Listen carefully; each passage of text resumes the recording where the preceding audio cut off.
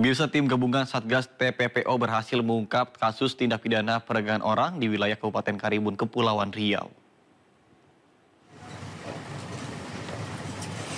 Dalam operasi ini, Bareskrim Polri, Polda Kepri, dan Polres Karimun menangkap 3 orang yang terduga terlibat dalam jaringan perdagangan orang. Ketiga pelaku merupakan warga negara Indonesia yang telah lama jadi target operasi.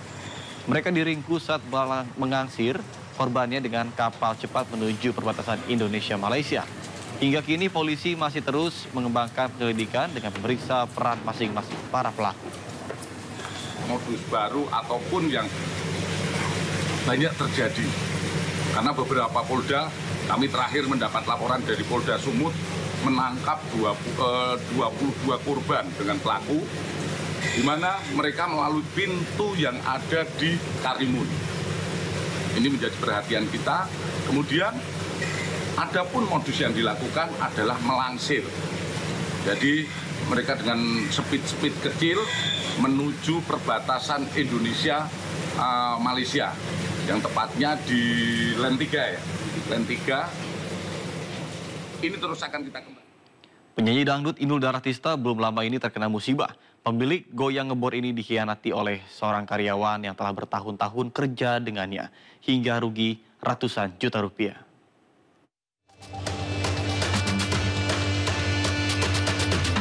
Air susu dibalas air tuba, kebaikan dibalas dengan kejahatan. Begitulah yang dilakukan oleh seorang pegawai dari pedangdut senior Inul Daratista. Tidak tanggung-tanggung, sang pegawai yang merupakan office boy atau OB dan telah bertahun-tahun bekerja dengan Inul nekat menggelapkan mobil dan uang kantor. Peristiwa tersebut sebenarnya berlangsung sudah cukup lama, yakni saat terjadi pandemi beberapa tahun lalu. Saat itu, agar karyawannya tetap mendapat gaji, Inul pun memindahkan pelaku bekerja di kantor pusat miliknya. Alih-alih berterima kasih, karyawan bernama Leon Tada itu justru berbuat kriminal di kantor majikannya. Ia nekat mencuri mobil, uang, dan sejumlah BPKB. Karena dia kerjaannya bagus, saya taruh di outlet. Habis di outlet, ternyata kena COVID, semua pada tutup, kan nggak ada kerjaan. Tapi saya masih kasih kerjaan dong, gitu. Ya udah dikasih kerjaan, ada dipindah di kantor pusat, di mana saya kerja di kantor. Jadi sama anak-anak juga. Urusan finance tuh dia keadaannya paling beribet, sering banget dibantuin sama pegawai-pegawai saya juga. Jadi ya udah. Selama 3 bulan, orang yang sudah dipercaya itu kemudian buron dan bersembunyi. Inul yang merasa lelah dan terhianati pada akhirnya memilih jalur hukum dengan melaporkannya ke polisi. Inul sendiri mengalami kerugian hingga ratusan juta rupiah. Nggak apa-apa, ngasih jerah kan, kita udah ngasih yang terbaik ya buat dia. Tapi balasannya kayak gitu. Saya mah orangnya sebenarnya pemaaf juga sih gitu. Tapi kalau melihat kayak gini biar jerah aja. Kasus ini telah sampai ke tahap persidangan di Pengadilan Negeri Jakarta Utara. Inul berharap proses hukumnya berjalan lancar dan memperoleh keadilan. Informasi lainnya pemirsa, selain menuai kecaman dari sejumlah pihak, ibadah umroh yang dilakukan selegram Isa Zega juga menuai sorotan dari Majelis Ulama Indonesia. Hal tersebut lantaran selegram tersebut merupakan seorang laki-laki yang mengubah dirinya menyerupai perempuan.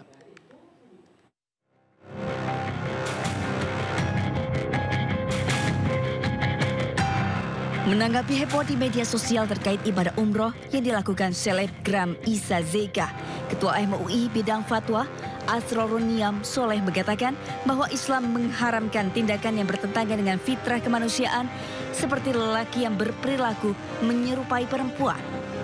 Apabila ada lelaki yang menyerupai perempuan menunaikan ibadah umroh, maka ia harus tetap terikat dengan aturan ibadah sebagai laki-laki. Namun untuk memutuskan tindakan yang dilakukan Isa Zega termasuk penistaan agama atau bukan, dibutuhkan kajian terlebih dahulu. Itu udah pasti salah.